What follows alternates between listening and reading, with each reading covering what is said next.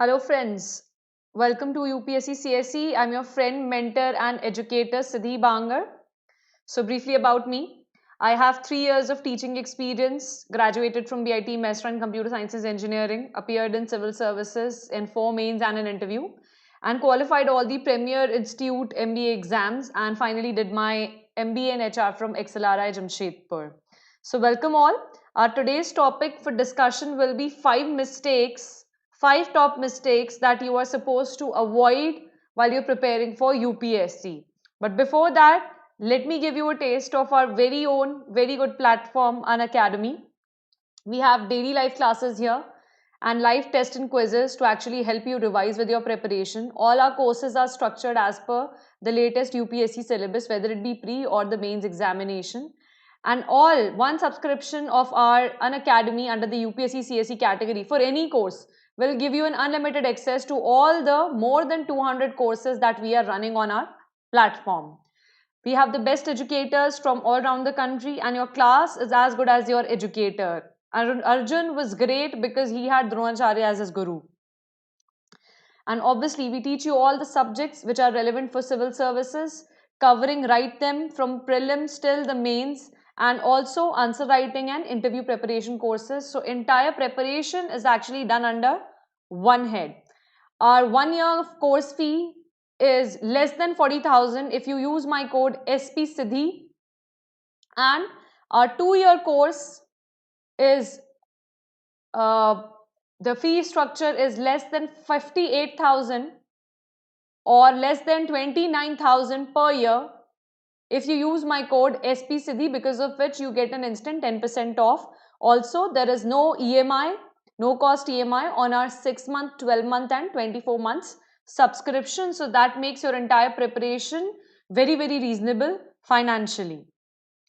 So what are the top 5 mistakes to avoid for UPSC, and why are we actually talking about it? So the reason for that is, in July the interviews will be starting 20th July. The interviews for UPSC 2019 will start, and by I think by August or September, the final list for UPSC selected candidates should come out. And then there will be a whole new videos coming up on how the various toppers prepared for their exams. What was their one winning strategy? How did they manage to get those top ranks? Or how should you work hard to actually clear UPSC in one attempt? But let me tell you one thing. Every topper has a strategy to do it successfully, right? And every topper has their unique strategy to do it successfully. So it becomes very difficult to know what to do rightly or what is right to actually get the job done. How should you do things right to actually get into UPSC? Since that is very difficult to understand, why not start with something else? As a corollary, why not avoid doing the wrong thing to actually go ahead and do the rightest thing?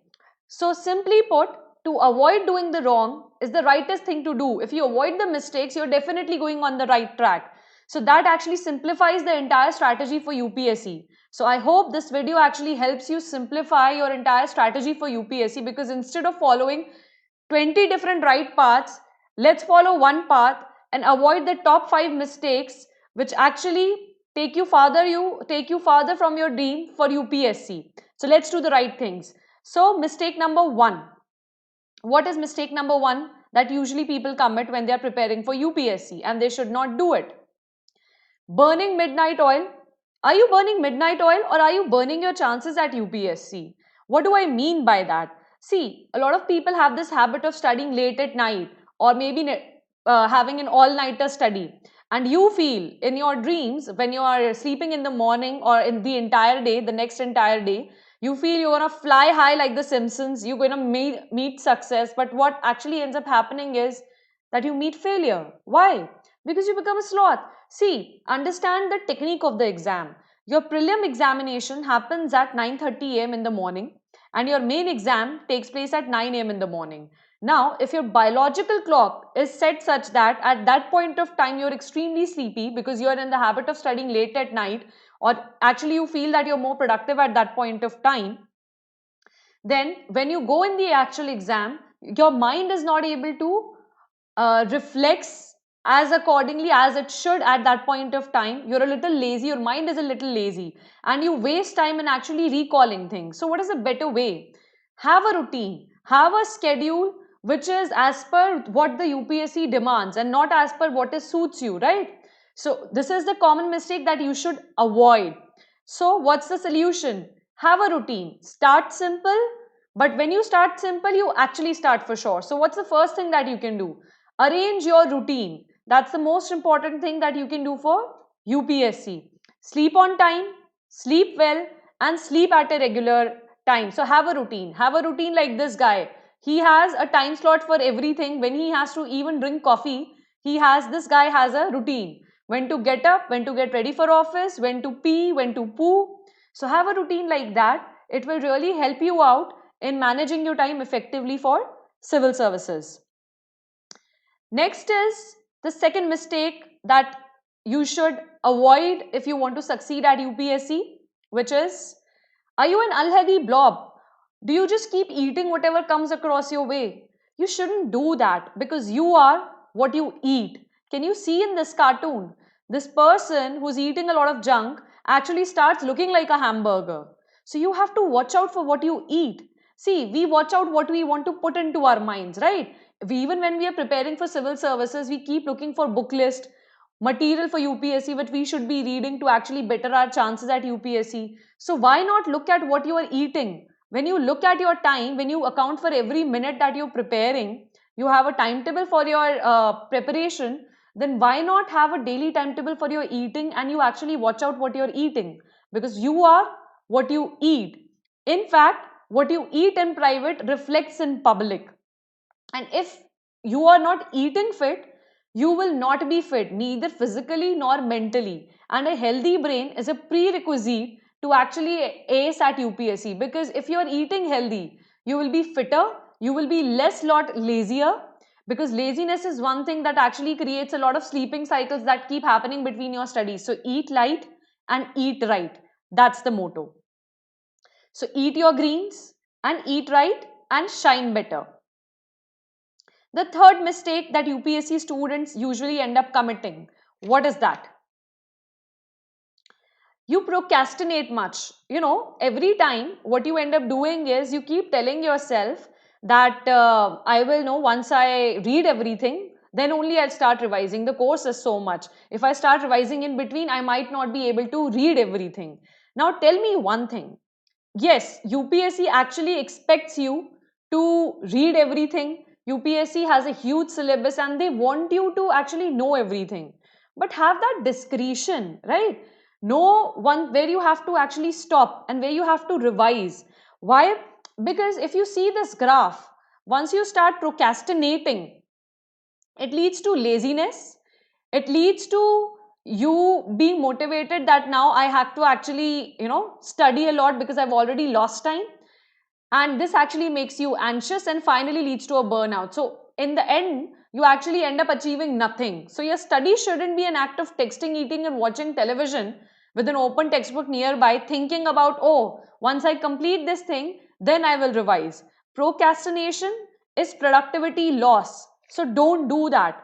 Procrastination in future, in present is productivity loss now. So the most important thing you can do is the art of here and now. Start now, start revision now and continue daily. In fact, when I just talked in the beginning, I told you that UPSC toppers, they all have their own strategy to actually succeed at the exam. But there is a common strategy. All of them share one common aspect of their success strategy, which is they do their revisions and they do their revisions daily. So start now and continue daily. Don't leave out your revisions, because that is the only thing that you will remember in the exam properly. So do not procrastinate. Start right now. What is the mistake number 4? This mistake number 4 is being the social media bee. Oh, you love to be there on Facebook. You love to be there on Twitter. You love to be there on Instagram. Now tell me one thing. When I was actually browsing through my Facebook, I actually came across almost 100 to 200 pages dedicated to UPSC preparation. There are a lot of Instagram groups also dedicated to UPSC preparation. and people keep following Twitter trends to actually know what's going on the social media, to know what's trending in the news.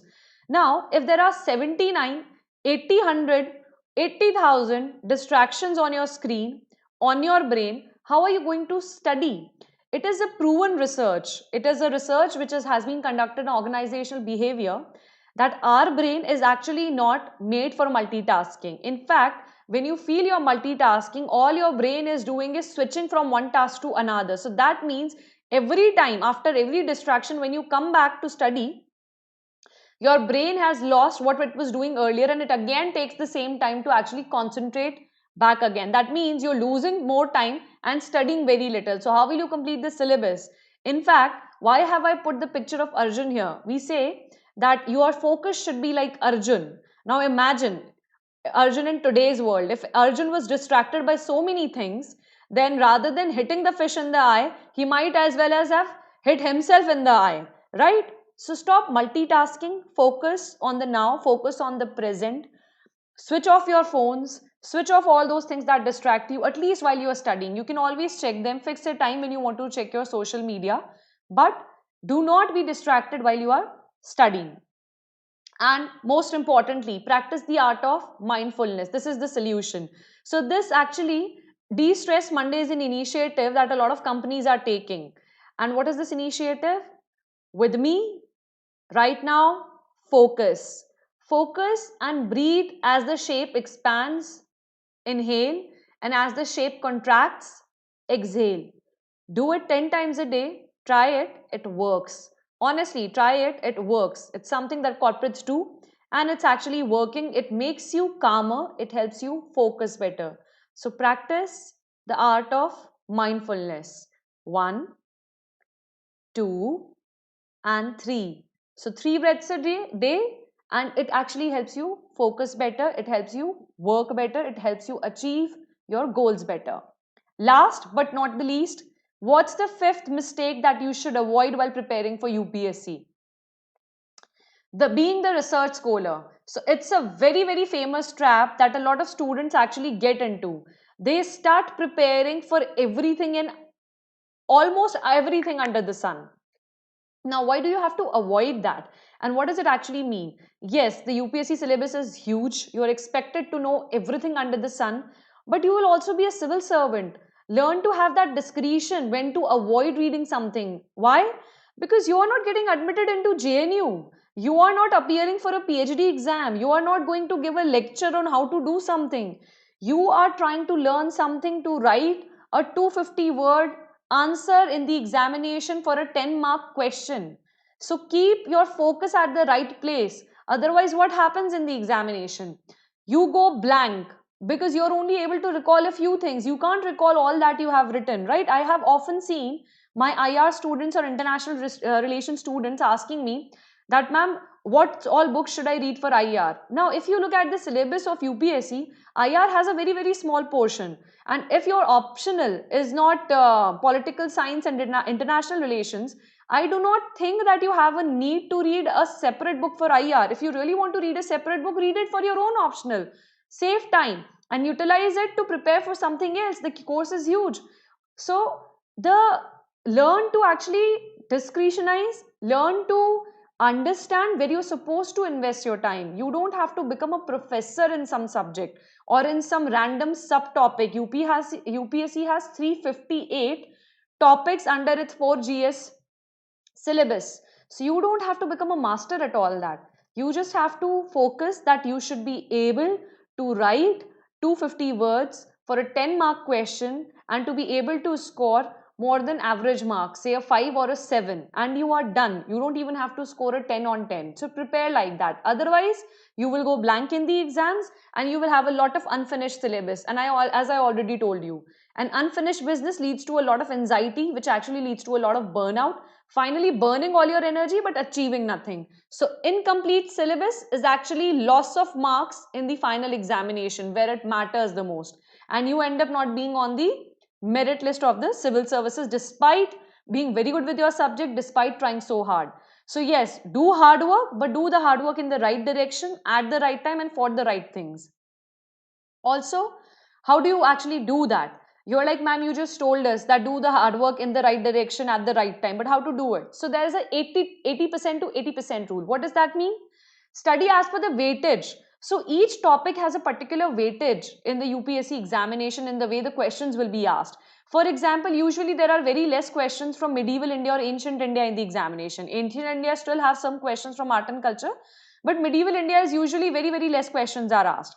So you can actually avoid reading that or maybe give lesser focus to that. But how do you do that? The 80% to 80% rule means as per the weightage, allocate the time you want to give to your subjects. Optional should have a higher weightage of your time, right? GS2, GS3 are usually easily doable subjects. They should have a higher weightage of your time. World geography and world history are a little bit difficult to cover, so they should have a lesser weightage of your time because only 2-3 questions are asked. So for 30 marks questions, you can't go and invest 300 hours, right? So have that discretion. And how will you have that discretion? Look at the previous year's papers. You will note what questions are asked mostly. Now, this is one common strategy followed by the toppers also. All of them have gone back and checked the previous year's papers to understand the pattern of UPSC. Also understand the pattern of the civil services examination. Now, it will only be a fool who will actually pay more attention to prelims than to the mains. Now, mains is the big daddy of the examination. It is a major chunk of your marks. So, your preparation should always be main focused. Otherwise, even if you clear prelims and if you're not able to clear the mains, you will never be able to go to the interview stage and finally succeed in your endeavor. So, mains is very important. And if you cover mains, you automatically cover your prelim syllabus because prelim syllabus is a subset of the mains examination. So, understand the pattern of the examination, and finally, the syllabus should be on your fingertips. And how to keep the syllabus on your fingertips? So, take 4 A4 size sheets, get the entire GS1, GS2, GS3 syllabus printed on each of those individual sheets and stick those sheets in whichever notebooks you're using for making your notes. Stick those sheets on the top of your study table. And what I used to do personally, it's my personal endeavor that I used to do while I was studying. I used to make a screensaver out of the entire syllabus. Whenever I want to succeed at something, I write it and put it down at some place which I see almost every 5 minutes, 10 minutes. So when I was preparing for RBI grade B, at which I succeeded also, I actually put the entire cutoff and the syllabus of the RBI grade B on my laptop screen. So every time I used to open it, I used to see it. So do something similar where you can see it every day so that you don't have to learn it, but you will remember nonetheless. Also, second technique that you can do to remember syllabus is make mind maps of the syllabus. Which topic of the syllabus relate to which other topics? For example, your social justice will obviously related to your political governance, right? Your political governance will indefinitely be or definitely be related to the ethics that you must practice. Your ethics will come from your heritage and your art and culture because what you have done in the past, you will surely be doing in the future. And all this will greatly impact the economic development or the technological development. So all of these topics are interconnected. To try to form those mind maps. Try to spend your time there. And with that, you will actually end up telling me, ma'am, we have understood what mistakes we are not supposed to make. But even then, like, we can't do it in one day. Yes, I agree. You will not be a pro at actually handling your mistakes in just one day or in 1 month or in just 1 year. But slowly and gradually, you can at least reduce these kind of common traps in which UPSC students end up getting. And you can avoid these mistakes now that you know about them. So I would suggest, which every UPSC aspirant has to do, or which is the secret to success in UPSC, is start. Think about what you have been doing so far, analyze where the pitfalls are, plan to do better and try not to do the mistakes or try to avoid the mistakes that we just did. Do it again and keep on doing. So happy trying, and finally you will definitely have success. I am very sure that somebody who doesn't give up at the end of the journey, they definitely reach to success, because if the picture doesn't have a happy ending, then it is not the ending yet. So the picture is abhi baki hai mere dost. With that, I'll close for today.